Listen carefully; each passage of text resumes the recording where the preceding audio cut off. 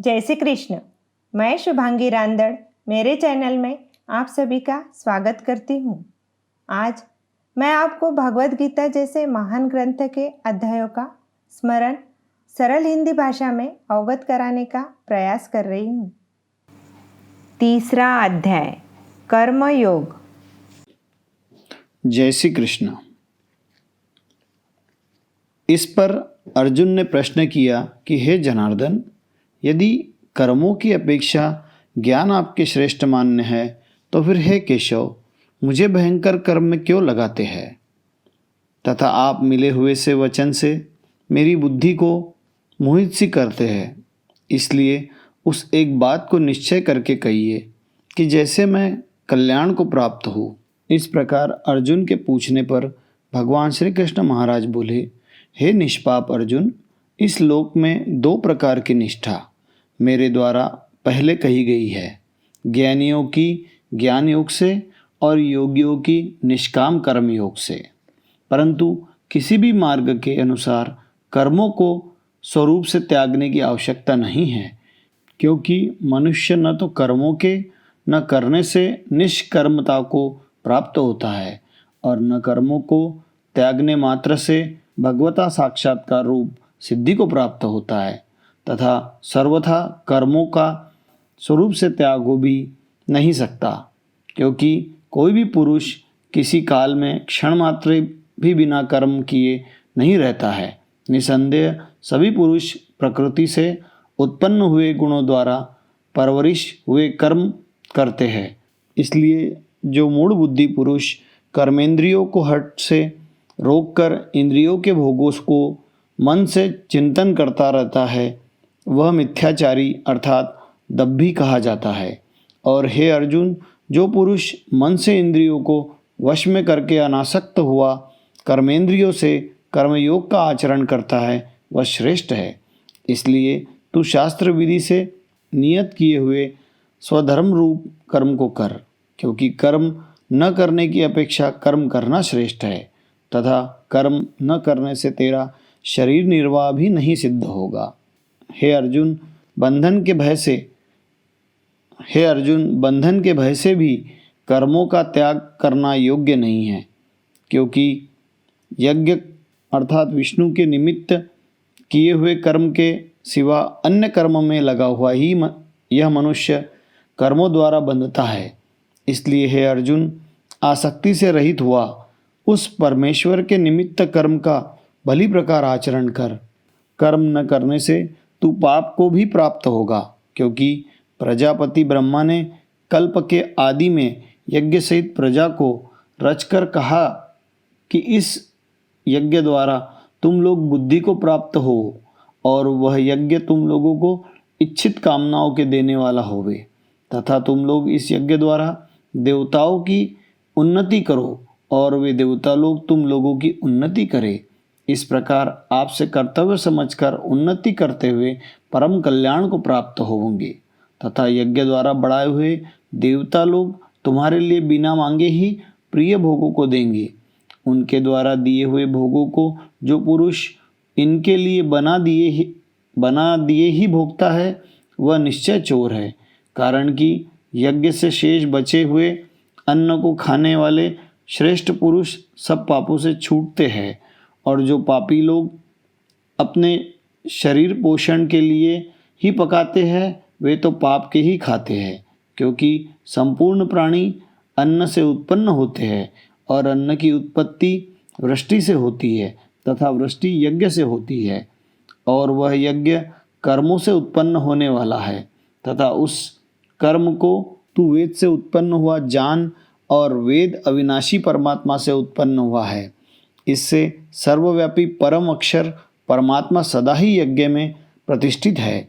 हे पार्थ, जो पुरुष इस लोक में इस प्रकार चलाए हुए सृष्टि चक्र के अनुसार नहीं बरतता है, अर्थात शास्त्र अनुसार कर्मों को नहीं करता है, वह इंद्रियों के सुख को भोगने वाला पाप आयु पुरुष व्यर्थ ही जीता है। परंतु जो मनुष्य आत्मा ही में प्रीति वाला और आत्मा ही में तृप्त तथा आत्मा में ही संतुष्ट होवे, उसके लिए कोई कर्तव्य नहीं है, क्योंकि इस संसार में उस पुरुष का किए जाने से भी कोई प्रयोजन नहीं है और न किए जाने से भी कोई प्रयोजन नहीं है तथा इसका संपूर्ण भूतों में कुछ भी स्वार्थ का संबंध नहीं है, तो भी उसके द्वारा केवल लोक हितार्थ कर्म किए जाते हैं।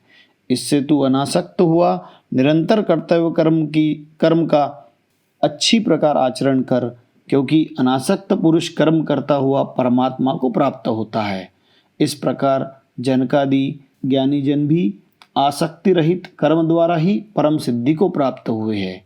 इसलिए तथा लोक संग्रह को देखता हुआ भी तू कर्म करने को ही योग्य है, क्योंकि श्रेष्ठ पुरुष जो आचरण करता है अन्य पुरुष भी उसके ही अनुसार बरतते हैं। वह पुरुष जो कुछ प्रमाण कर देता है लोग भी उसी के अनुसार बरतते हैं।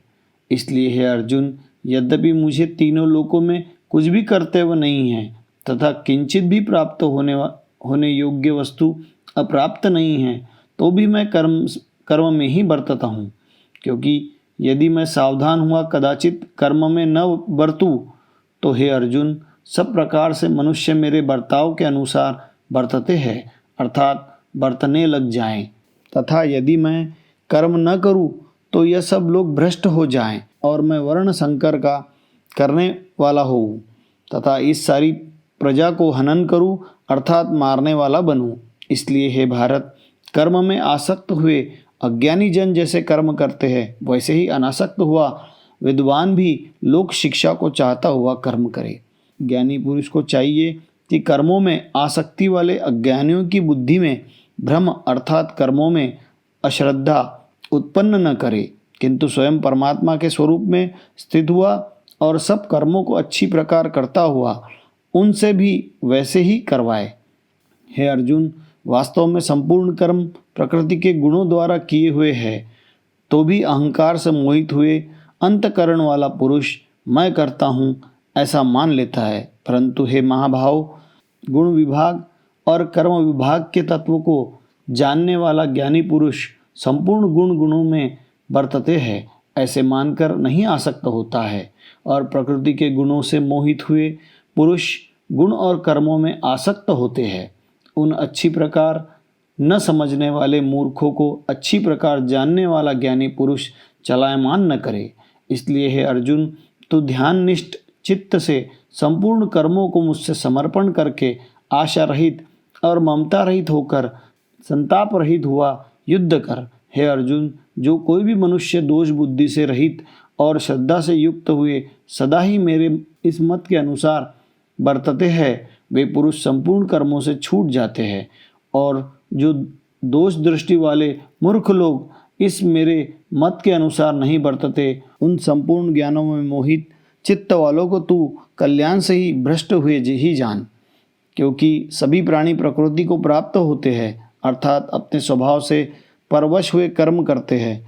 ज्ञानवान भी अपनी प्रकृति के अनुसार चेष्टा करता है, फिर इसमें किसी का हट क्या करेगा। इसलिए मनुष्य को चाहिए कि इंद्रिय के अर्थ में अर्थात सभी इंद्रियों के भोगों में स्थित जो राग और द्वेष है उन दोनों के वश में नहीं होवे, क्योंकि इसके वे दोनों ही कल्याण मार्ग में विघ्न करने वाले महान शत्रु है। इसलिए उन दोनों को जीतकर सावधान हुआ स्वधर्म का आचरण करे, क्योंकि अच्छी प्रकार आचरण किए हुए दूसरों के धर्म में गुण रहित भी अपना धर्म अति उत्तम है। अपने धर्म में मरना भी कल्याणकारक है और दूसरे का धर्म भय को देने वाला है। इस पर अर्जुन ने पूछा कि हे कृष्ण, फिर यह पुरुष बलात्कार से लगाए हुए के सदृश न चाहता हुआ भी किसके प्रेरा हुआ पाप का आचरण करता है। इस प्रकार अर्जुन के पूछने पर श्री कृष्ण महाराज बोले, हे अर्जुन, रजोगुण से उत्पन्न हुआ यह काम ही क्रोध है। यही महाअशन अर्थात अग्नि के सदृश भोगों से न तृप्त होने वाला और बड़ा पापी है। इस विषय में इसको ही तू वैरी जान।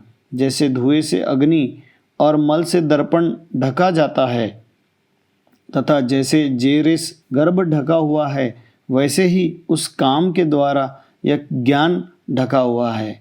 और हे अर्जुन, इस अग्नि सदृश न पूर्ण होने वाले काम रूप ज्ञानियों के नित्य वैरी से ज्ञान ढका हुआ है।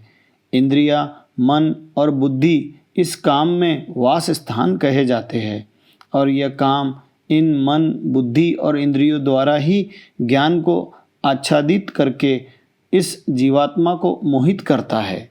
इसलिए हे अर्जुन, तू पहले इंद्रियों को वश में करके ज्ञान और विज्ञान के नाश करने वाले इस काम पापी को निश्चय पूर्वक मार। और यदि तू समझे कि इंद्रियों को रोककर काम रूप वैरी को मारने की मेरी शक्ति नहीं है, तो तेरी यह भूल है, क्योंकि इस शरीर से तो इंद्रियों को परे कहते हैं और इंद्रियों से परे मन है और मन से परे बुद्धि है और बुद्धि से भी अत्यंत परे है वह आत्मा। इस प्रकार बुद्धि से परे अर्थात सूक्ष्म तथा सब प्रकार बलवान और श्रेष्ठ अपने आत्मा को जानकर और बुद्धि के द्वारा मन को वश में करके, हे महाबाहो, अपनी शक्ति को समझकर इस दुर्जय काम रूप शत्रु को मार। इति श्रीमद् भागवत रूपी उपनिषद एवं ब्रह्म विद्या तथा योग शास्त्र विषयक श्री कृष्ण और अर्जुन के संवाद में कर्मयोग नामक तीसरा अध्याय यहाँ समाप्त होता है। जय श्री कृष्ण।